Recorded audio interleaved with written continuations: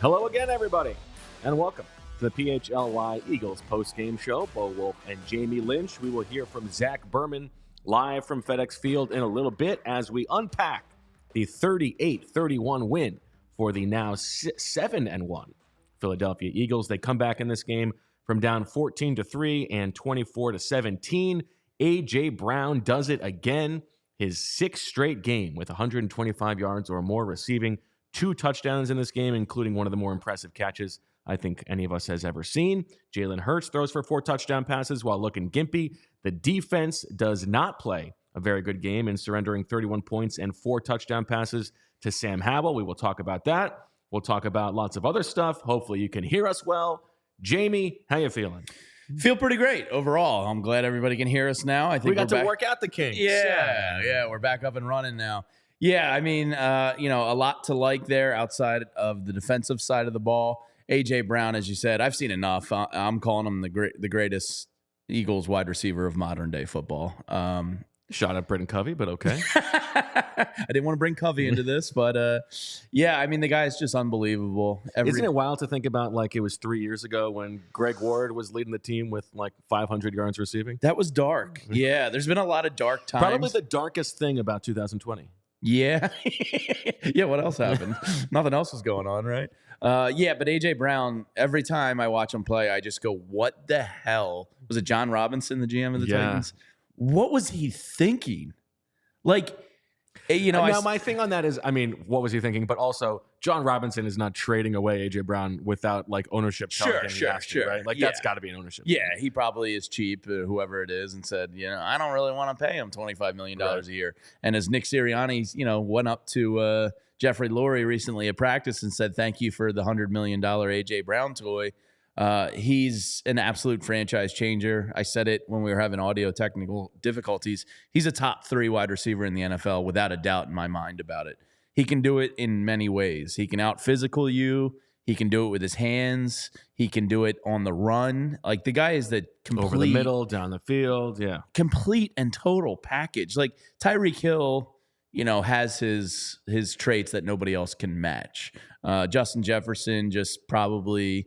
is a little bit of, but like A.J. Brown's bigger and tougher, and like he just might be the most well-rounded wide receiver in the unlike league. The Earth, in his opinion. Yeah, what the hell was that? He's a flat Earth truther. I think you kind of want your wide receivers to be a little bit off. Yeah, they got to be a little off to be wide receivers. But he's unbelievable. He really is. Unbelievable, and was a savior for the Eagles in this game early when they were having trouble moving the ball. A couple times, Jalen Hurts able to just sort of throw the ball up there and trust that AJ would go up and get it. Hurts in this game, now we saw him take a couple shots. We saw him sort of look hobbled. He only ran for 6 yards on 4 carries. He had 1 scramble. That was a first down scramble. Other than that, they sort of let him not run in this game. But he goes 29 of 38 for 319, 4 touchdowns, and a 135.7 quarterback rating. Devontae Smith finally shows up in this game. Easiest touchdown of his career. 99, and you got to give Jalen Hurts credit for seeing that one right away. But I mean, yes, and a friend of mine I think said it well. Devontae Smith is probably waiting for that ball to come in and catching. He's like, okay, this is how open I need to be to finally get the ball thrown my way, right? Like, if Jalen missed that one, we'd be probably roasting his ass because he doesn't get much more wide open in the NFL than that. I think generally, we're going to unpack the defense because this was not a good defensive performance. No. There were guys more open against the secondary than I think we've seen in a while. I think James Bradbury is a little bit on my radar as having taken a bit of a step back. You don't know if he's dealing with anything. But in terms of like, this game could have gone the way of the Jets game, right? Sure. This was a weird game where there were some odd bounces of the ball happening. They fight through the slogginess, and over the course of the game, they're able to sort of come out on top. I think helped in part because Ron Rivera is not doing a very good job, and just over the course of as many possessions, the better team is going to come out ahead. But it was even a little bit too close at the end there. Like, DeAndre Swift could have just sort of kneeled the ball down on that fake tush push, and the game would have been over. Yeah, it probably would have been. The same thing that happened with the A.J. Brown touchdown. Was that against the Commanders too? Yeah, and I think the reason like Brian Westbrook is so revered for that heady type of play is it's rare for a player to realize that in game. It's few and far between you kind of see the right play made there. So I can't really kill Swift, but you're right. In the moment, if he just goes down after a yard, they pick up a new set of downs. They could have just run out the clock.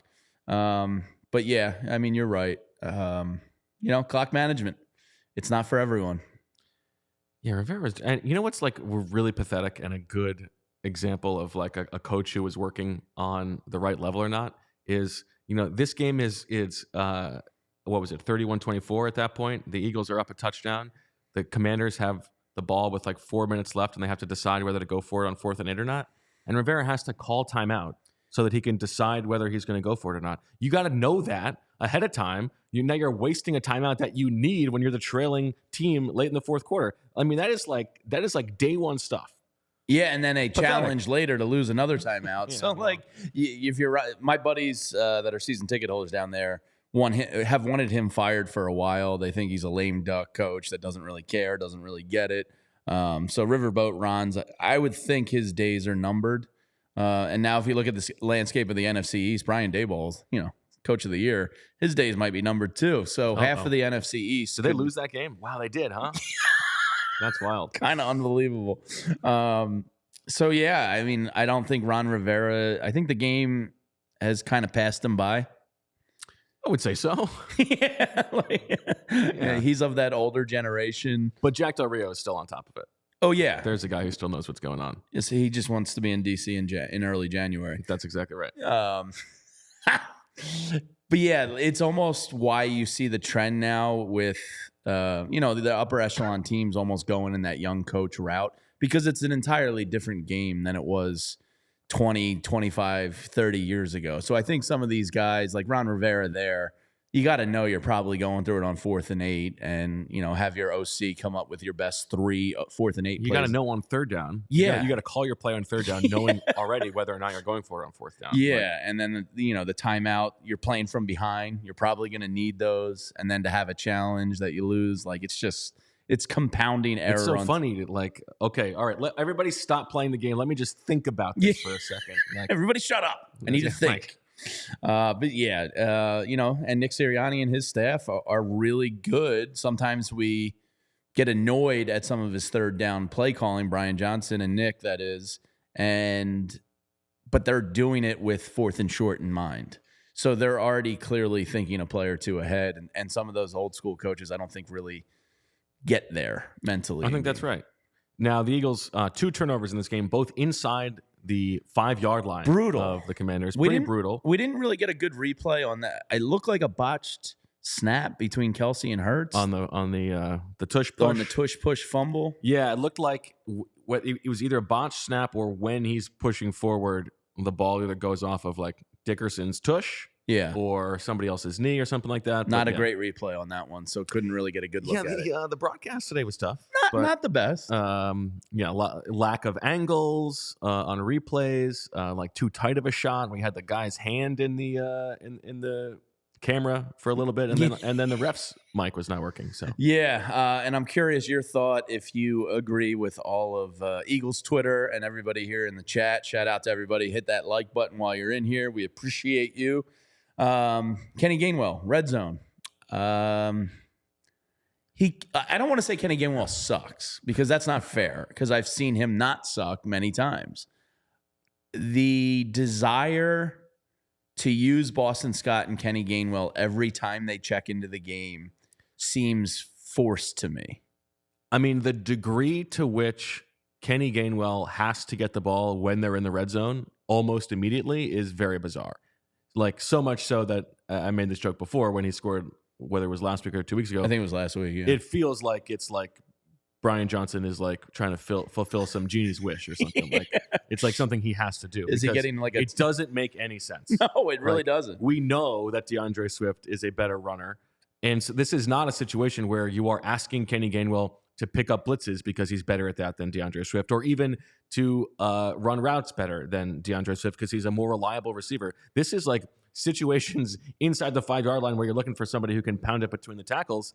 And yeah, Kenny Gainwell has done that very well in the past. Sure. We have enough of a sample size this season to see that he is not doing it better than Swift. And Swift, one of the things that has been most impressive about him this season, in terms of better than we thought, surprising, is his ability between the tackles. So yeah, I think it is past the point of we got to stop doing this at this point. Yeah, and it looks like maybe they self-corrected that already in game there. You didn't see him in the second half really get those touches, the high leverage touches in the red zone. Swift, he got to have a little redemption on that drive at the end of the first half. Yeah. When, the 2-minute drill being his thing, that's fine. I have no issue with that. Yeah, and allegedly there's a screenshot out there, if it's true, that he was responding to people on Instagram during halftime, which is not a great look. I would say just keep the phone away. I mean, you're an adult, you're allowed to pick up your phone, but maybe don't hop in the comment section with fans. I think it's kind of funny, actually. Like everybody thinks this job is so important and you need total focus. Meanwhile, I'm just like shouting out haters at halftime. I think that's kind of funny. Shout out to the haters on Instagram. But yeah, Kenny Gainwell, I just feel like every time Boston Scott and Kenny Gainwell check into the game, there's a 75% chance one of them is going to get the ball like right away. It does feel that way. And I don't know why that is. And if I'm picking that up as a noob watching on TV, I'm sure other teams are probably picking that up as well. Well, speaking of things you could pick up, ooh, how about some new sneakers? I love this app. Yeah? Yeah, I got a little bit of a sneakerhead in me. I have to keep it down low because I wear flip-flops 80% of the year. Want it to come across. And then I would just spend too much money. So I have to check myself a little bit. What do you have I have a couple budget Jordans for yourself is I can get 3 pairs a year. What do you have usually allowance? 1 to 2 a year. Okay. I'll slip in. Okay. And if I'm doing it, I'm going to use Soul Savvy. He's going to use Soul Savvy because the Drops by Soul Savvy app makes it easy to keep up with all the latest news, releases, raffles, and sales in the sneaker world. It is your one-stop shop for everything sneakers. There's the drop alerts that gives you the instant notifications. You never miss a release again. You'll get instantly notified whenever your size is available to buy. You get the free raffle management. Keep track of all the raffles that happen in sneakers with our raffle tracker and the release calendar. Our accurate release calendar will keep you updated on releases that are upcoming. Whether you are a casual buyer or an all-out sneakerhead or a down-low sneakerhead, Soul Savvy has something for you with 3 different levels. The basic version, which is free, Mobile Plus, or Premium. Sign up for Soul Savvy by clicking the links in the description below or visiting links.soulsavvy.com/PHLY or head over to the App Store and download the Drops by Soul Savvy app. Yeah, the sneaker game is a tough game these days. So Soul Savvy is there to help you out. And, if you're a sneakerhead, check it out for sure because sneaker game's wild. People, I see people tweeting about trying to get the new pairs and shipments and this and that, and Soul Savvy makes it easier for you. How about the bread game? Oh, the bread game. I love myself some Hero bread, Bo. You know that. I actually am a bread head, and I feel a little bit better when I'm eating Hero bread. And right now, if you go to Hero Bread, you can save 10% off your first order with code PHLY. Got to try a little bit of it here in studio, and you just kind of feel better knowing that you're getting a healthier bread. The breads, they have a lot of everything. The taste and texture, it's soft and fluffy and delicious like normal bread. I thought you were going to say like you.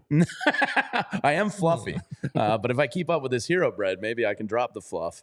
It's high in fiber and ultra low net carbs, 0 grams of sugar, which is something my wife, whenever I bring home the traditional, white loaf, is always yelling at me.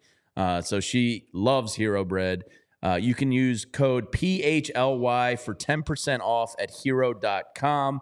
Hero makes sliced breads, buns, and tortillas that are available on hero.com and Amazon. Fewer calories than the national leading brands. Only 5 to 10 grams of protein per serving which is great. Right now, Hero Bread is offering that PHLY family 10% off their first order. So head there and use code PHLY to save on Hero Bread today. That's HERO.com to save 10% today. All right, let's talk a little bit about the defense because we can't just pretend like this was a great game for the Eagles. I would say number 1 and 2 on the hit list, and let me see if you agree, James Bradbury and Reed Blankenship. So I'm of a different thought on Blankenship. Okay. Because he's played so well most of the season. He has. We know that he's dealing with a rib injury and that he's probably pushing through to play through something. I agree. I'm a little bit more forgiving of one bad game because he was certainly a step slow at times in this game. He did come up with a big pick. You know, he got the redemption, what game-changing play with that interception in the fourth quarter of a tie game. So I'm okay on Blankenship. Okay. I trust that he will get better. Also, you know, the partnership with Byard. I just think it was a bad game. It's possible that Desai's putting him in some positions that he wouldn't otherwise put him in because Byard's still coming in slowly. He's been their best. I would say he's been their second best player in the secondary over the course of the season besides Darius Slay. Yeah, so absolutely. I'm okay on that. Bradbury, you know, one of the things that was so great about him last year was like he did not get beat deep. There was that one play in the Saints game from last year, and that was like the only time he got beat deep all year. Now, twice in the past 2 weeks, he's gotten beat deep, and there have been some other plays in which he's been just sort of trailing behind. Like Bradbury is like as smart a guy as they have in the secondary or on the defense at all. I am definitely a little bit concerned though that he has taken a step back, and he's a player who over the course of his career has sort of been like 1 year on, 1 year off, 1 year on, 1 year off, and now that he's over 30 or at 30. You know, I would be a little bit concerned. Yeah, it certainly looks like he's taken a regression from last year, as you said. I'll be real interested to see what Baldy says this week when he joins you after breaking down the tapes and all that. But it certainly looked like he was getting picked on a little bit today. Just kind of that step slow on everything. ESPN Stats or Next Gen Stats had the first touchdown to McLaurin as only a 29.7% completion percentage chance. And I went, he had like 2 steps on Bradbury and went up and high pointed the ball. I would have guessed that was a lot higher. I don't know how they come up with that, but Bradbury was getting beat today. And, he's got pretty long arms, and usually that can kind of like make up for it and get in a passing lane or get in the arms or whatever. But he didn't have that today. And I think Sam Howell picked on him a little bit. Yeah, it's been interesting so far through 8 games for the Eagles, where like last year or the last 2 years we could rely on the Jonathan Gannon defense would be really bad against good quarterbacks and they would feast on bad quarterbacks. And now like the Sean Desai defense struggles against bad quarterbacks. I mean, if you really had to good pick against good quarterbacks. Certainly, you'd rather have. I think you'd rather have now. Because I'd rather go with Desai and the bad play. quarterbacks. Right. Some injuries and personnel stuff that happened in this game. The defensive tackle, so Jordan Davis plays in this game despite being listed as questionable. But then Jalen Carter and Milton Williams both got banged up during the game. I don't think that Carter played much at all. Williams did eventually return, but they were depleted there. Still did a very good job against the run. Brian Robinson, 10 carries exactly. There was a point on the bottom line in the fourth quarter where like the NFL thing had 11 carries for Brian Robinson. I was like, did I miss a carry? Now, this is because in our pregame show, our best bets, I had Brian Robinson over 10.5 carries. Just missed. Otherwise, I did hit Devontae Smith 60 yards, at least receiving for with the alternate line. An alternate line. I could have gone even higher. So I did make money on the day, in theory. And you, once again, as is, and just like the most reliable thing going, 2 for 2. You got your Hassan Reddick sack at the end of the game, and then you easily got your A.J. Brown over 90 yards. Yeah, A.J. Brown, I think that's a must bet until somebody stops him. Like, it's kind of insane. Him and Jalen's rapport with each other is I don't want to say like Kelsey Mahomes-esque, where it's like he doesn't even have to be running a route. They just kind of seem to understand each other, and they find each other a lot. And then Hassan Reddick got actually 2 sacks on the day. I'll just call Sam Howell a coward for the intentional grounding, stealing a sack out of his mouth. trying to feed his family. I do think that those should be sacks. I do too. If you're, If wrapped you're in up, the grass, yeah, and absolutely. I mean, it's the same result. Yeah, the ball is put there. I really do think that I should have gotten credit for 2, but that's all right. Hassan Reddick. I mean, I think Hassan Reddick is the most clutch player on the team. This always happens. Yeah. The end of the game, like you need one play on defense, and Hassan Reddick makes like the game-saving or game-winning sack. It happens all the time. Yeah, 4th down there, and I just you heard me erupt because I saw him beat his guy around the edge, and I just went, "Oh, get him, Hassan!" And he did, and it was a huge play in the game. And Hassan Reddick, man, it's hard not to watch the Eagles week to week and not go, "Damn, Howie Roseman." If he's not the best GM in the league, which is wild because 3 years ago, probably 75% of Eagles fans wanted the guy fired. If he's not the best GM, he's certainly 2 or 3. When you look at Hassan Reddick and A.J. Brown and the way this roster was rebuilt, and Jalen Carter and Jordan Davis, and it's just like the guy really hasn't missed much the last 2 or 3 years, and Hassan Reddick's another example of that. Yes. He's undervalued. Reddick or Howie? Reddick. Okay. But I think Reddick is. I agree with that. Yeah, I think Howie gets his bouquets and now. that was the only sack of the game. Yeah. They had not been able to get after Sam Howell, who was getting rid of the ball very quickly as part of the game plan. The other thing I was going to say about the defense, linebacker is on my radar, and Diana Rossini had a report this weekend that Howie, speaking of Howie, is sniffing around potentially trading for I think that's in order. A linebacker. And Zach Cunningham's playing full-time, and I think Zach Cunningham is playing well. But we continue to see this rotation that's sort of series by series with Nakobe Dean and Nicholas Morrow. And I think it's telling that this is the 3rd game that Nakobe Dean has been back. And like when this game is on the line in the 4th quarter, Nicholas Morrow is out there, not Nakobe Dean. And Nakobe Dean, like, I think this is a case where defensive stats lie. Like Sure. He led the Eagles with 12 tackles in this game. I thought Nakobe Dean was a bit of a liability today. Well, I think he led the team in tackles because he was kind of also getting picked on a little bit. Yeah. Right now, we don't need to make a declaration of the guy's career, but a year and a half into his career as the 3rd round pick, who's supposed to be like as good of a linebacker as the Eagles could hope for because they don't use picks like that on that position, he has been disappointing so far. Yeah, it was funny. Before like a couple plays, I see Josh and Ash in the chat saying, I thought he was actually good, though. I was there was 2 plays in a row where he kind of got thrown at. One of them he ended up making like a nice hit and, maybe got some snot bubbles there. I was about to say to you and Tyler, I actually think Nakobe's having a decent game. And then they kind of started throwing in his direction a little bit.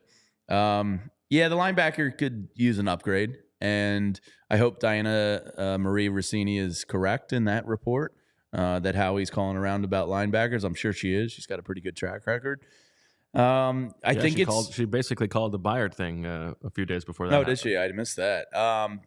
If it's Jordan Hicks or otherwise, I'm not going to pretend to know who's available. I would imagine, a lot of teams like, the Vikings now, it appears Kirk Cousins has an Achilles injury. Their season's it was already trending towards over. Now I would say it's officially over. The Broncos, a lot of these bad teams, Carolinas, teams that have nothing to play for, are probably going to look to sell off a couple pieces. The Commanders. So I would imagine he'll be aggressive on the phones before Tuesday, but I think that's the number one pressing need. If I had to say, that's where I'd like a little bit of an upgrade. It's weird as an Eagles fan because there's so much talent on the roster that you almost seem greedy. Sure. Being like, oh, go get a linebacker. Ooh.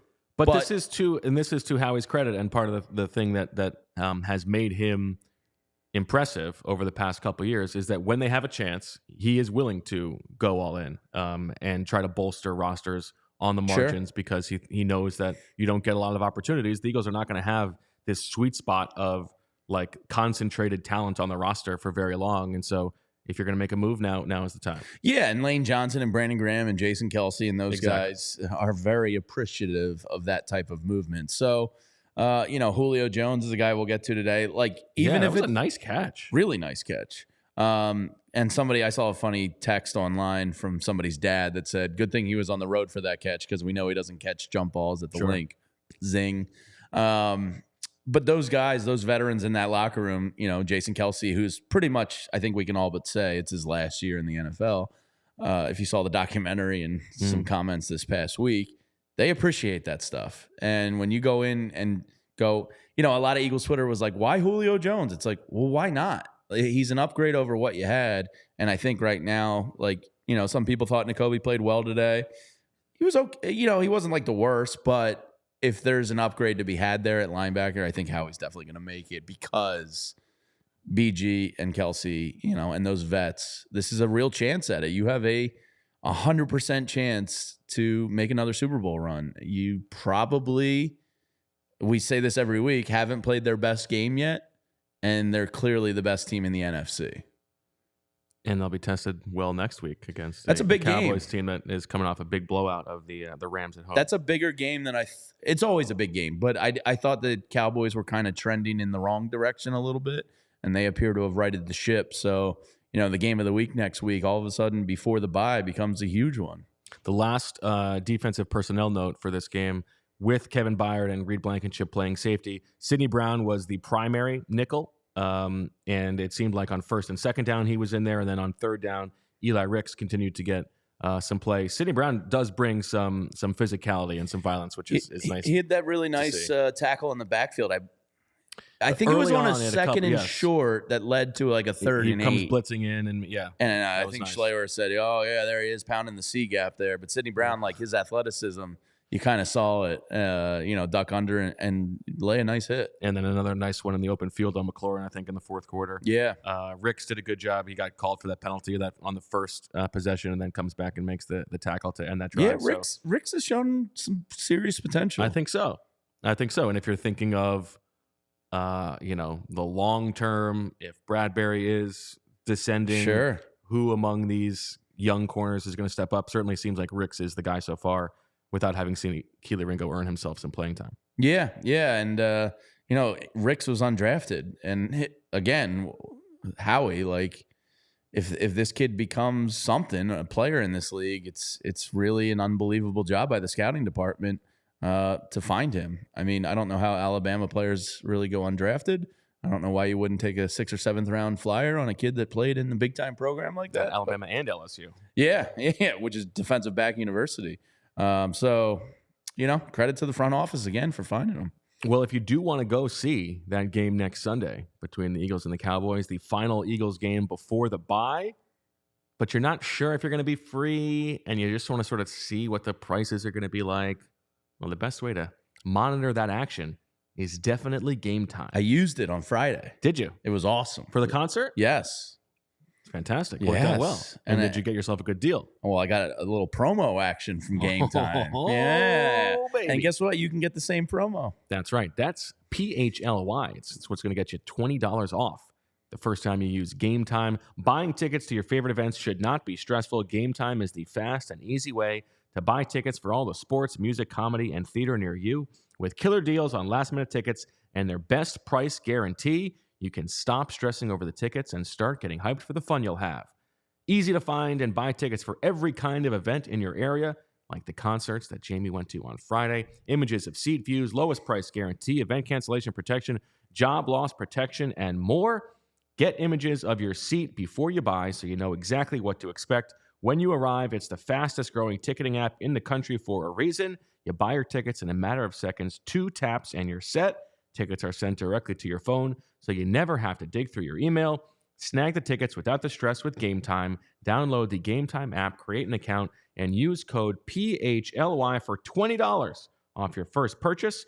Terms apply. Again, create an account and redeem with code PHLY for $20 off. Download Game Time today. Last-minute tickets, lowest price guaranteed. Man, the comment section is going after Sidney Brown, saying he looked like burnt toast out there today, and if McLaurin doesn't drop 2 on the final drive. Yeah, I don't think that's unfair. I mean, and this is a game where even like the angle was even tighter than normal, so I'm looking forward to being able to watch the film. But there were guys running open deep, and it did seem like Sidney Brown was the guy closest in the area, which doesn't always mean that it was his guy, but that did look to be the case. Man, that and that's what comes when you play the Commanders. You get the C crew of networks. That broadcast. Yeah, I know, but when you're 6-1, I know the Eagles should tilt the scales a little better, more. Yeah, that was not a good broadcast today. Tough. We've also got the tailgate to talk about. Jamie, I don't know if you want to Do we have that here? Oh no, DraftKings. You want to talk about DraftKings? Sorry, absolutely. I was like, oh, tailgate. I was looking at I was looking at the we 4, drinking beers. Not the 5. Yeah, we going down and drinking beers. Yes, the NFL season is strong, and if you listen to my best bets, I might be able to make you some money this year. I'm not betting them because I would instantly mush them, and that's just the weird brain I have. I mean, the ROI on those for the season is wild. I mean, think it's crazy. I didn't keep track, but I think I'm something like 13-3 or something like that. I think that's right. Yeah. Which is wild. And DraftKings is the place to go. The NFL season is going strong, and DraftKings is hooking up new customers with an offer that's even stronger. Bet $5 on any game to score $200 instantly in bonus bets. And DraftKings isn't stopping there because they're making it sweeter every day. You got a huge one next week with the Birds and the Cowgirls. That's going to be a fun one. So get in on the game day greatness. Download the DraftKings Sportsbook app now and use that code PHLY. New customers can score $200 instantly in bonus bets when you bet $5 on the NFL. That's code PHLY, only on DraftKings Sportsbook, an official sports betting partner of the NFL. Live in-game player props, parlays, same-game parlays. They've got you covered with everything. Gambling problem? Call 1-800-GAMBLER or visit www.1800gambler.net. In New York, call 877-8-HOPE-NY or text HOPE-NY. In Connecticut, help is available for problem gambling at 888-789-7777 or visit ccp.org. Please play responsibly. On behalf of Boot Hill Casino and Resort, licensee partner Golden Nugget, Lake Charles, 21 plus, age varies by jurisdiction, void in Ontario. Bonus bets expire 168 hours after issuance. See sportsbook.com. Sportsbook.draftkings.com/football terms for eligibility and deposit restrictions, terms, and responsible gaming sources. Terry McLaurin dropping 2 balls. Very uncharacteristic. Yeah. Are you making a connection since it's a DraftKings thing that you think he was doing it on purpose? Like Not at all. Point-shaving thing going on? I just think, he was face to face with the Eagles' greatness. And I saw some Cowboys and fans. Those were some of Howell's worst throws of the day. They were thrown a little bit behind him. He was otherwise very good, I thought. Yeah, I've seen some Cowboys fans saying, oh, look, the Eagles weasel their way out of another one, and the refs help the Eagles get another victory, and this and that. And it's just like, no, the Eagles are a really good football team. Have there been some bad calls? Yeah, there have been. The A.J. Brown pass interference call to put him on the 1-yard line, which led to the Hurts fumble, was an atrocious call. But did that tip the scales of the game? No, not even a little bit, because it was also weird. Yeah, it was weird spotting too, because I don't think that penalty happened in the end zone. Yeah. So the Eagles are just a really good football team, and they're going to be in every game. And I don't think the Eagles are ever really going to get blown out, and they're just going to have a chance to hang around and win most games, pretty much all 17 of them. It did sort of feel like Eric Bieniemy, like. The comment section's having fun with dropping 2 balls. Yeah, it felt like Eric Bieniemy out-coordinated Sean Desai in this game a little bit, just like the game plan they had coming out to get rid of the ball so quickly, but also guys were open. I think you sort of tip your cap, and it seems like they made some adjustments in the second half, but still they were moving the ball. I mean, 24 for 26 in the first half for Sam Howell, and the only 2 incompletions. One was that 4th down throw that was almost intercepted by Bradbury, and then the other was the guy who was wide open, but Byron Pringle opened downfield for a touchdown, but the Jalen Carter quarterback hit gets him to get rid of the ball a little bit quickly. I mean, that was an impressive performance, I thought, from Bieniemy in terms of scripting things. Yeah, I would say he definitely won that coordinator, battle royale today. Sean Desai, I'm sure it's not going to be the most fun day in the film room tomorrow for the defense. I'm sure he's going to have a lot to point out, and most of it, like, again, this is just weird. The Commanders are the most sacked team in the NFL, and it's something I want to ask Zach about. Like, the Eagles can't get there. Yeah. They have one of the better D lines in the entire NFL. You're going up against the team that's let up the most sacks in the NFL, and now 2 games. And Nicholas Morrow had 3 against them last time, and Hassan Reddick got a huge one today.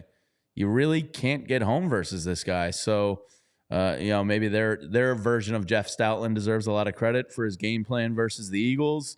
But Eric Bieniemy definitely won the Sean Desai face-off today. I think that's fair. Let's see. DeAndre Swift, 16 carries for 57 yards. That touchdown, we talked about whether or not he should have taken a knee there. My sense there is he should have, but it was probably not something that he was coached. Like, I think the players have to be reminded to do that. Yeah, they yeah. needed to tell him to do I think that. absolutely. Yeah. A player, I would put that on coaching. Yeah, rarely is a guy as sharp as a Brian Westbrook. You know what I mean? Mm-hmm. Like he kind of understood. I think most times you have to be told, because your instinct as a player is to score. And it is what it is. I can't roast DeAndre Swift, but you're right. If he was playing football at an Ivy League kind of understanding, he probably goes down there after a yard or two. Although, like a couple plays earlier, right before the 2-minute warning, the way that he sort of like lowers his shoulder and runs that guy over, that was impressive fun as hell. violence. Yeah. A commenter, Bo, wants to know if you'd like to address the Casey Toohill situation. I mean, a big sack from Casey Toohill, once again reminding the Eagles of the mistake that they made. And like, Jamie, you're up here saying that Howie Roseman is the best general manager in the league. Meanwhile, he let the league have Casey Toohill, this guy who has carved out a borderline Hall of Fame career. And all the Eagles did was need Vinny Curry for a team that was like 2-6, when they could have instead just kept Casey Toohill, the guy who was a young player at a premium position. I thought the Eagles valued the line of scrimmage, and then they just let this guy go. Yeah. Well, how'd you feel about your boy Sua today? He got not a great game for Sua. A little bit banged up. Yeah, and he got banged up and he left. Tyler Steen came in for that drive at the end of the first half, but then Sua played the second half. I think that Sua has his play has gone down a little bit over the course of these 4 games that he's had to play. Cam Jurgens will be eligible to come back next week. I don't know. Does your gut say he's going to? Because Zach pregame. I think my gut says he will. Yes. Yeah, because I was thinking with the bye, maybe, but it's Dallas now. All of a sudden, it's a huge game. You're in this 6-game stretch of kind of like murderer's row, so it's a pretty big game. I would expect he's back too. Zach, we'll talk to in a little bit. Made it told us on the kickoff show. Yeah, that he traveled for this game. Now we're talking about like they take the train and it takes 90 minutes. It's not like he's flying out to LA. Sure. But I think he was, his boot is off. He was walking around during the pregame. So I think there's a solid chance that Jurgens is back next week. I would expect so. He's eligible this week to come back to the practice, and good chance you see him on Sunday. But yeah, I mean, I think it is noticeable that the running game, when the Eagles need to run the ball, those 4-minute drill situations, like they had a chance in this game before that 4th down incompletion to control the ball and run it out. So I actually have that in my notes. After they got the turnover on downs, yes. Why the hell are they not running the ball there? Well, so they run it on 1st down, they get 1 yard, right? And that's when, like, in the past, now this is a good front 4 that the Commanders have. Yeah, a lot of talent. But the first 4 games of the season or so, when they had those opportunities, they were able to just run the game out. Then they call that RPO to Dallas Goedert on 2nd down, incomplete. And then on 3rd down, you want to get the 1st down. Sure. And then that's a situation where Jalen should have known to take the sack instead of throwing the ball out of bounds, because he was not even throwing it to anybody. He was just throwing it away. In that case, you take the sack and let the clock keep going. But I thought that was like second I think if they do there, a better job on 1st down, they continue to run the ball. Sure. 2nd down there, I probably still would have gone with the run because of the hogs you have up front. Hey, I got to give a shout out to somebody in the chat, because Matt Brett is live from the Boundary Stone in D.C. I've been there too. That's my buddy's bar. Is it? Yeah, in Bloomingdale in D.C. I've been there. The Croak my brother brothers used to live right near there. Yeah, the Croak brothers down there run a great establishment. It's an awesome bar, so that's awesome to see. Boundary Stone's a great place. I've seen a couple games there myself. So cool. Cool to see that. The only bad thing is it's like 2 hours away from FedEx Field. Yeah. But a couple Philly expats, Haddonfield boys living down in D.C. So shout out to the Boundary Stone in D.C. There you go. You know what I have in my notes? Sam Howell looks like skinny Landon Dickerson. Whoa. That's not where I thought you were going with the Sam Howell reference. Hold on. I got to pull this up again. Sam Howell looks like skinny Landon Dickerson. I got to everybody, if you need to pause the stream to pull up the Google images on your phone, get a side-to-side, 2 web browsers, whatever you need, take a second and appreciate that is accurate. I mean, they both had the beard. Does Howell always have the beard? Like the stubble-ish. Yeah, because Dickerson's kind of got, I'm doing the side-by-side right here. Sam a little Howell. bit. Is this Looks with the like- helmet on or off? Because I can see with the helmet on more. Probably. Well, yeah. I think it works both ways. Yeah, I mean, there's a quick headshot of Landon. Yeah. And then a quick headshot. Yeah. I see where you're coming from. Yeah. How about skinny and also high? Because Sam Howell has the affect where he looks like he is high at all times. Yeah. His shot that Fox put up looked like he took like a 4-foot bong right before the photo. Yeah, all right. I didn't see that one coming, but now also on my radar, lots of people have the notifications have just been blowing up on Landon Dickerson on the Eagles social media accounts stealing the Freaky Friday line of questioning for if you could switch bodies with somebody. I'm going to give him a pass. I think it's okay. I think it's a compliment. yes, That that question was in the front of his mind. I'll take that as imitation is the sincerest form of flattery type thing. So I didn't catch. Was Landon asked the question by you in the locker room? He was. Well, What was yes, it? but he was just on. He was sitting next to Jordan Mailata when Jordan So that Mailata was gave the his answer, and so he said, Big I Nick. can't do better than that." Yes. Yeah. Okay. Yeah, I would say that's probably some intellectual theft there, but chalk that up to a credit on your story. I think that's okay. And Bo, Yeah, where we'll can we build a check brand. out that story if we wanted to read you and Zach? Oh man, that's what a good tease. That's allphly.com. You can okay. read all that stuff. And if you check out allphly.com later tonight, you're going to have a fresh story from Zach Berman, who is there at live FedEx Field. So we're going to hear from him in a little bit. Before we do that, though, we're going to talk about Shady Rays, because Shady Rays, I have this thing, Jamie, where I ordered like a jacket. I'm a sucker for the Instagram ads. Yeah. I know that it's like, this is not a company I've ever heard of Because but it's this looks targeted good. right I to know, you. and they know what they're doing. Yes. And I ordered 2 jackets. They were like fall jackets. One of them is exactly what I wanted. It's the right size Perfect. and everything. I ordered 2 jackets of the exact size, the same size.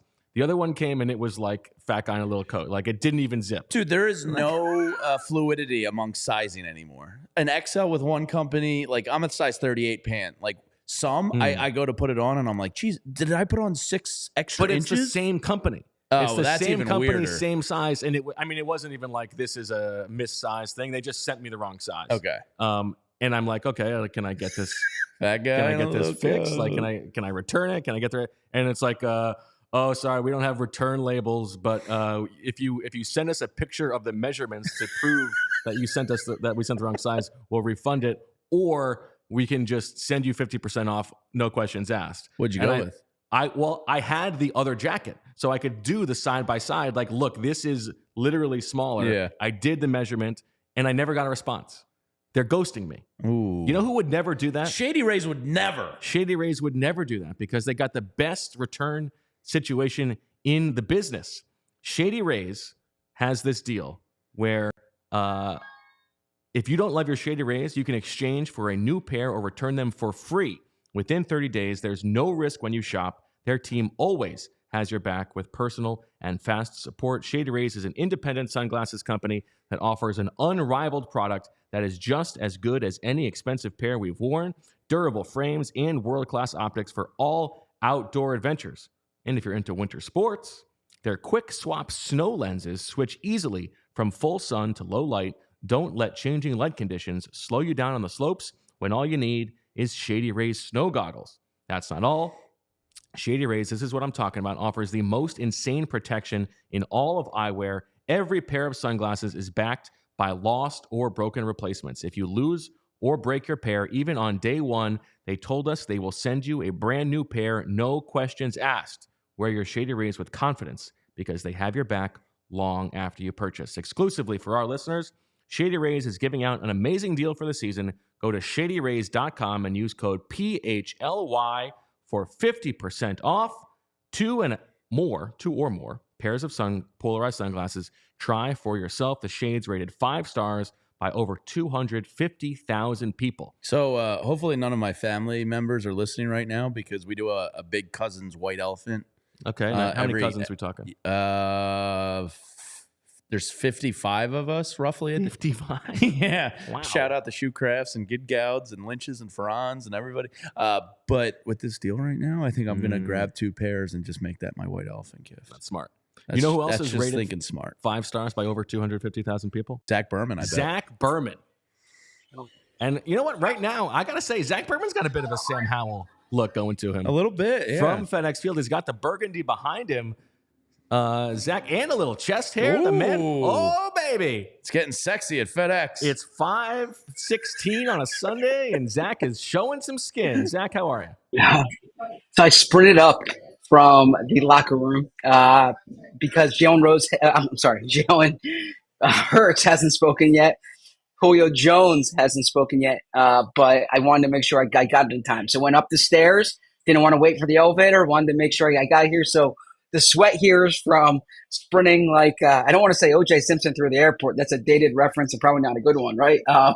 But sprinting, going up the stairs and making sure that I'm here for the show. You got Josh Sweat, you got Montez Sweat, and you got Zach Sweat.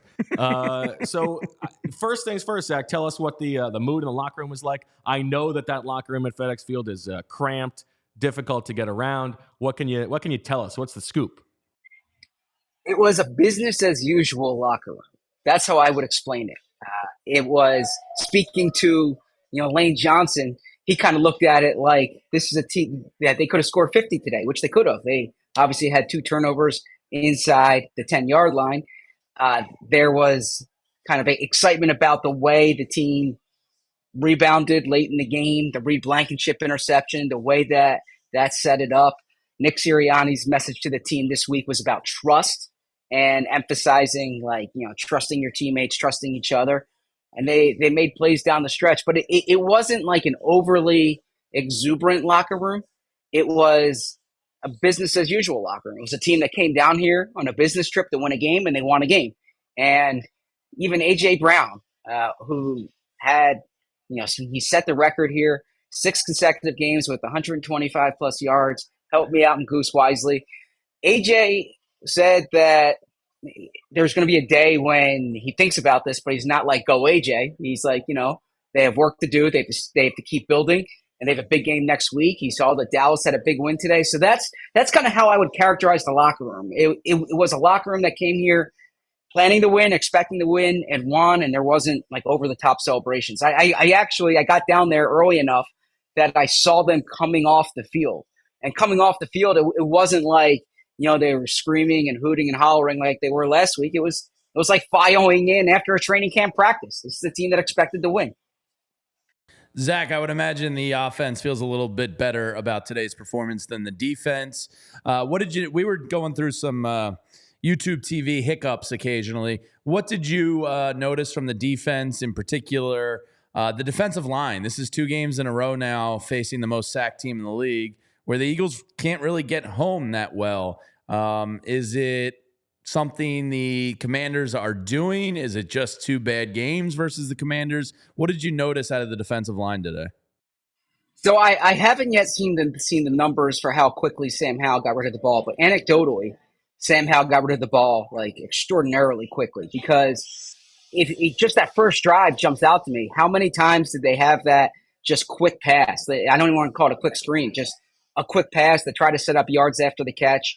There weren't a lot of deep drops. He really didn't extend as many plays as he did last time. It was getting rid of the ball quickly.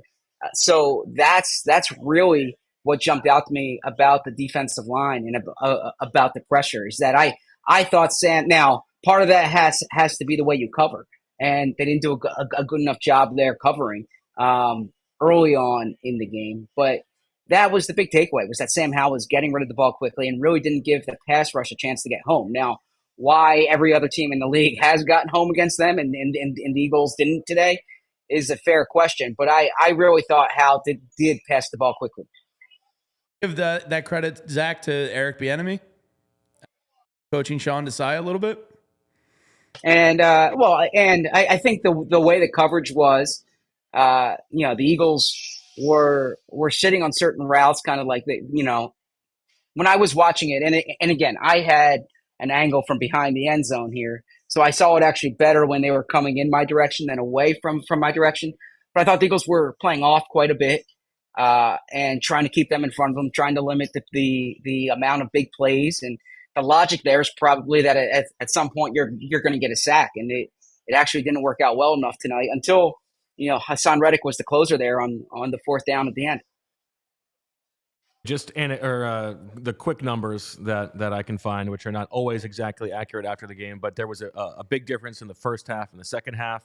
In the first half, Sam Howell got rid of the ball in about 2.25 seconds, 2.7 seconds in the second half, and you could tell that things had changed a little bit there. So maybe some kind of second half adjustment. Zach, I know, usually I want to ask you about what you saw that we couldn't see on TV in terms of coverages and stuff in the backfield. I know that is not a place where you can generally get a good sense of things, but in terms of like why guys were so open down the field, what's your explanation for that?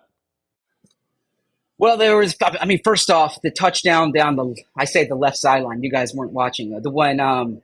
Bradbury got beat by McLaurin. Bradbury just got beat. I thought he was trying to read a different route there. It looked like, and because he did not get beat early in the route, he got beat later in the route, which makes me think that he was expecting something else there.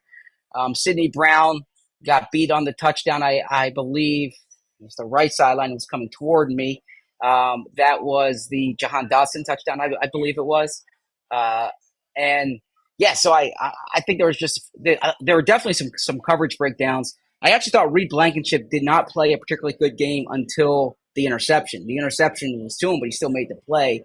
But I thought that they were kind of all over the place in coverage, and I think that's where I account those breakdowns to. Again, they kept mixing and matching personnel, right? Like Eli Ricks was in there in a few different packages. As you saw, Sidney Brown was in the slot for a few different packages. And the thing with Sidney Brown, I spoke to him after the game, is like he's so quick getting to the ball. You think about that first drive, and he had those 2 TFLs. And when he plays the slot, he's closer to the line of scrimmage and thus able to make those types of plays. But there are things in coverage that he certainly needs to work on. Zach, one of the positions that's unfortunately cut off on a lot of television broadcasts is the safety position. What did you notice from Kevin Byard's usage today? Where was he primarily? I saw him switch sides from time to time. It looked like him and Blankenship were moving around a good amount. What did you notice there in the box? Yeah, they were moving around. Now, Byard, from my count, did not come off the field, or I shouldn't say by my count, from my watching, did not come off the field. I'll look at the exact numbers, but he was the top safety. I thought he was moving well.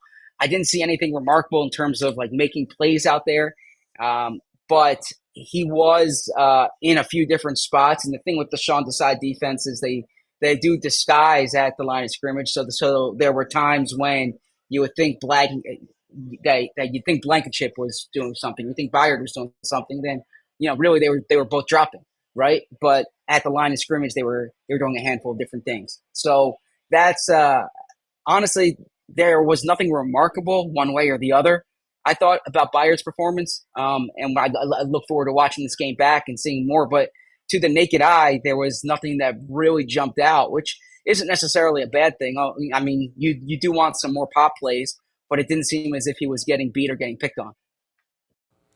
Let's talk about Jalen, Zach, because it seemed like I hesitate to use the word gritty, especially for a not white guy, but clearly banged up Jalen Hurts in this game. I just wanted to see those eyebrows raise.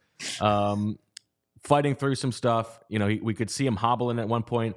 He completes that pass to Devontae Smith that Ron Rivera neglects to challenge, and it's clear that the Eagles want to get to the line quickly, but Jalen Hurts can't really get there that quickly, which should have been enough of a sign to Ron Rivera to challenge. But anyway, despite all of that, he has a very productive day throwing the ball, 4 touchdowns. What's your sort of general takeaway on Jalen's game tonight? Yeah, gritty, I think, is a fair word to use. I mean, because he was dealing with something, and he was dealing with the knee injury. But this was his second 4 touchdown game in his career. He put the ball in some really good spots. Now, A.J. Brown certainly helped him with that one-handed touchdown. A.J. said he made that exact same play in Friday's practice. I thought the Julio Jones touchdown put in a really good spot. The Eagles put that play in on Friday, and they repped it so many times. A few guys joke that with the amount of times that Jalen and Julio repped it, it's a good thing it worked in the game. That's kind of why they were so excited for him. But I thought Jalen sprinted.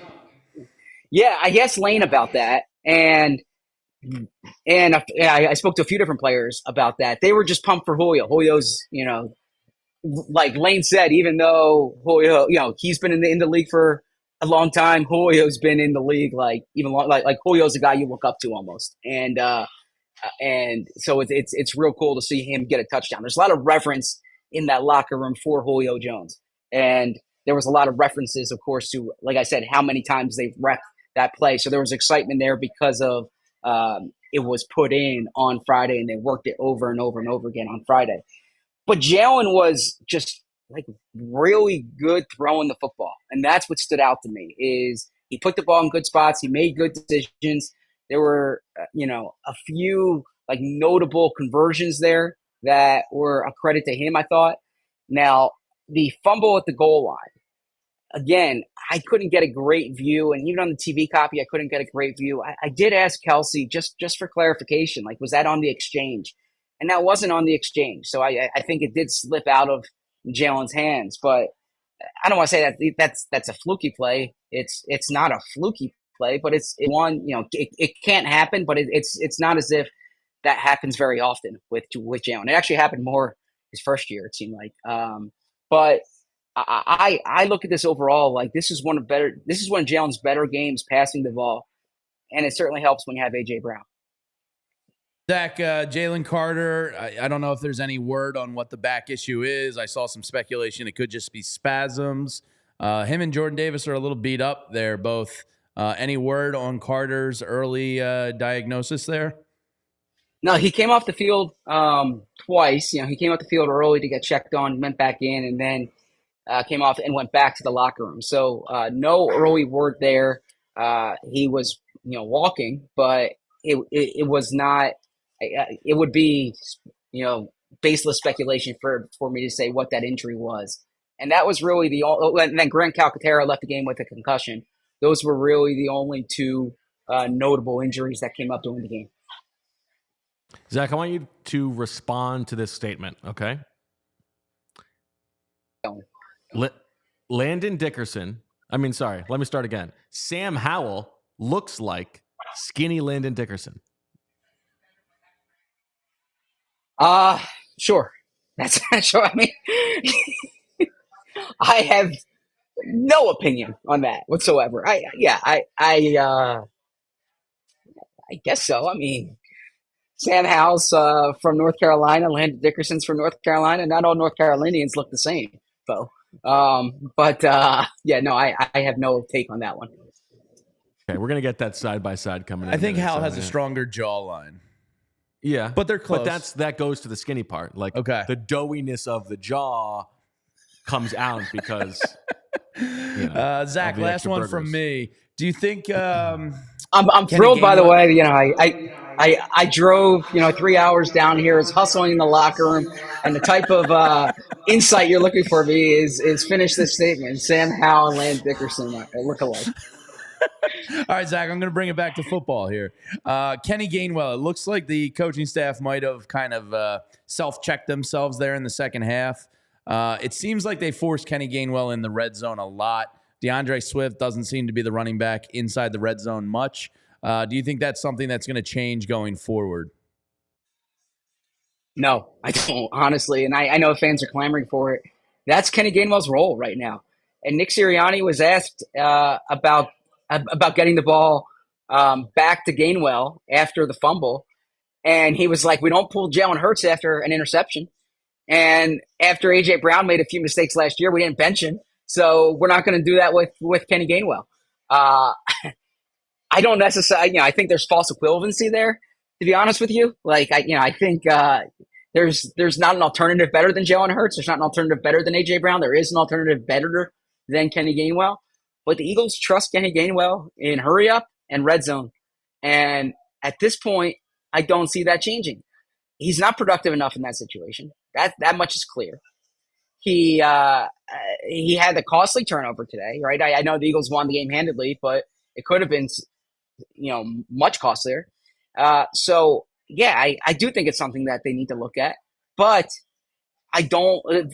From my time covering the team, this is the way they view. Well, I say my time covering the team. From my time covering Kenny Gainwell, and in particular the past let's say, year, going back to like the playoffs last year and late in the season, that's the way they view Gainwell. Is he is their hurry up and red zone back. Yeah, I think it's pretty preposterous to compare that to Jalen Hurts. The hurry up stuff and the 2-minute drill stuff is fine in the red zone. Let's like actually take a look at what's going on and maybe not do that anymore. I guess my last one for you. Actually, I have two things for you, Zach. But first, we always want to get the behind the scenes on the shot because you spend so much time looking for the shot. The burgundy behind you. Where are you? It looks like a satin burgundy. That's Sorry, there. I am in the I'm in the Eagles Spanish radio booth. And I'm trying to get them to rub off on me. They do a great job. So I that is the booth that I am in. But I ran up here. Like I said, I'm probably over. No, I'm not overstating it. I did run. I don't need to keep repeating it, but I was huffing and puffing up those stairs, man. I wanted to make sure that I didn't miss you. And I tried going to a few different booths, but there are other people in those booths. So this is the booth that was open. And I should tilt the camera down so you see the field. But this is the best I got right now. That's the behind the scenes for the shot. watch out for sewage. All right, Zach, give us a preview of what you've got coming on allphly.com tonight and anything else that you learned from being there on the scene after the game. So a few things there. This isn't going to be on allphly.com, but we'll get to it probably this week. I'm sure you saw Reed Blankenship's celebration. Did you see Reed Blankenship's interception celebration? We did. Okay, so that is called the Reed, and it has been dubbed such by Darius Slay. So basically, what happened is last year in the playoffs, Blankenship did that dance in the locker room, and Slay became so I don't want to say smitten with the dance, but like so now he always calls on Blankenship to do that dance, and Blankenship said Slay calls it the Reed. He doesn't know if it's actually called anything, so now he calls it the Reed. Okay, so now that dance for anyone who is looking for a Halloween celebration, that is the Reed, that dance. And Bo's a really good dancer. I haven't seen Jamie dance. I take it that Jamie's a good dancer, but I know Bo's a good dancer, so Bo can do the Reed well. Uh, Now the AJ Brown celebration. Okay, I don't know why I'm on the celebration beat here, but I'm trying to give you some color. The AJ Brown celebration is teammates were saying that he can't really get up, like he can't play basketball, he can't dunk, and so he wanted to show that he can. And they also said that they said he hasn't really pulled out a few celebrations recently, so he got this one, and he waited for it to officially be called a touchdown because there was the flag on the play, and if you recall, he had a baby celebration last year, and then the play got called back, and so it was a premature baby celebration. Um, but AJ Brown overall is kind of the big story. I'll focus on him because of obviously the history and just the sheer dominance with which he's playing, and it stood out in just in talking to him. He says he needs to remain humble. Like he's not on social media. He's not. He's really trying to avoid like being told how great he is. But his teammates did tell him when he broke the record, so he knew it during the game. I mean, AJ Brown understands like the historical significance of his position. You know, he's very much into kind of like the place in the game, if you will. And so I framed it that way. Like, does it resonate you because of that? And that's where he said no. Like, there's going to be a day when that happens, but that day is not today. And it was actually interesting. So I didn't speak to Julio because I came up here. I was waiting for Julio, but like Julio was changing by his locker, and there was a crowd of reporters there waiting to speak to Julio, and Julio was like signaling to AJ as if like they were waiting to speak to AJ, and AJ's like, no, they're here to talk to you, right? And it's kind of this I don't want to say like a changing of the guard, but like Julio Jones's record was broken today too. By the way, he had or I shouldn't say record. He was the last player in NFL history to have 6 consecutive 100 plus yard receiving games. He did that in 2018, so AJ broke that one. But it's interesting seeing these two guys who are potentially bound for Canton both score on the same day. So that from the locker room. Hassan Reddick kind of talking about why he's a closer, and he talks about like how his skill set and also like his preparation and how much like these game situations are relevant to him. In speaking of Blankenship, spoke to Sidney Brown. Sidney Brown has some things he wants to work on. Lane Johnson said there are things that they really need to clean up. Like I said, they could have scored 52 points today. Those were a few of the quick takeaways. But on allphly.com, I think I'll focus it a lot on the A.J. Brown, Jalen Hurts connection and what is happening here in Philadelphia. Because it did occur to me, Greg Ward's a practice squad player who travels. Not all practice squad guys travel, but they bring Greg Ward. I'll find out why. But it occurred to me that it was like 4 years ago here that Greg Ward was the number one receiver and caught a huge touchdown. Is that what you said earlier in the show? And yeah, he did. So not to besmirch Greg Ward or not to like Greg Ward's a nice guy. He's built a career for himself. I respect that. But the delta between Greg Ward and A.J. Brown is fairly significant. And to go from Greg Ward being your top receiver in this stadium to 4 years later, A.J. Brown becoming the first receiver in NFL history to have 6 consecutive games for 125 yards. Like that shows the evolution of the wide receiver position in Philadelphia. Zach, I said it, and we'll let you go because we've had you a long time here. I said it earlier. You can make the case he's the best wide receiver in the NFL right now. I think it's him, Tyreek Hill, and Justin Jefferson when healthy. Is there a guy now, because he's so complete, he does everything at the wide receiver position well. Is there a guy you would take ahead of him if you were an NFL GM and all wide receivers were on the table right now? So first off, you never have to let me go. I mean, I'm here to do this. So I will take questions until I'm blue in the face. Okay, Justin Jefferson, like there's some recency bias here. Justin Jefferson's awesome, right? You look at the numbers these past few years. Tyreek Hill is special in terms of that speed. Like there's no one in the league who makes those types of plays. I see A.J. Brown every day, right? And like I watch him every Sunday, and I've never seen a wide receiver like this.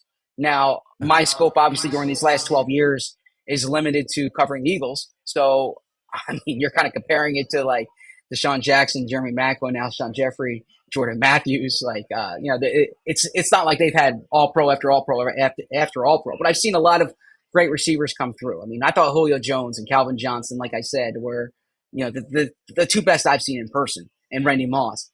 But with AJ, I don't know if there's a receiver that I could make an argument for Tyreek Hill and I can make an argument for Justin Jefferson, but I can make an argument for AJ Brown too because of just how complete his game is, that size, the run after catch ability, down in, down out. He does it. Game in, game out. He does it. He is special.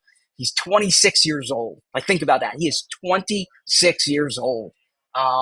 Eagles fans should appreciate this because there aren't many in the world like him.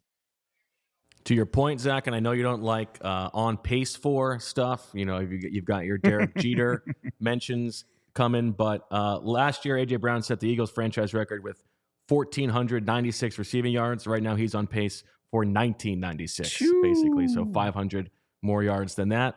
And yet the earth continues to spin, round as it is. Because he believes it's flat, or he thinks it might be flat, right? Flat curious, I think, yeah. Flat curious. All right. Well, look, he keeps having 125 yards. He's out of this world anyways, right? So he's of a different planet if he keeps putting up these receiving yards. Very well said, Zach. Thank you for spending the time. Good luck writing. Good luck driving back. We will talk to you tomorrow on the PHLY Eagles show at 4:00. Look forward to it. Thanks, guys. See you, Zach. All right. Thank you very much, Zach. All right, Tyler, let's pull up that bad boy. Here we go. Oh, we got a side-by-side? Looks like skinny Landon Dickerson. Yeah. The facial hair we could, we could work on. But I think when Sam's scruffy, yeah, I see it.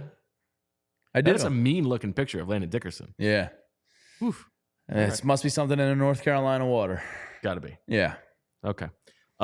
Anything else you want to talk about, Jamie? How do you feel about next week? Cowboys. Yeah, if I had to guess, where is that game being played? Here. 425 here. I would say the Eagles are a opening 4.5 point favorite. I wanted to say 4. I'm going to up it a little bit to 4.5. CeeDee Lamb went off. Go to DraftKings Sportsbook and we'll figure it out. Yeah, CeeDee Lamb went off today for the Cowboys. Dak had a good game.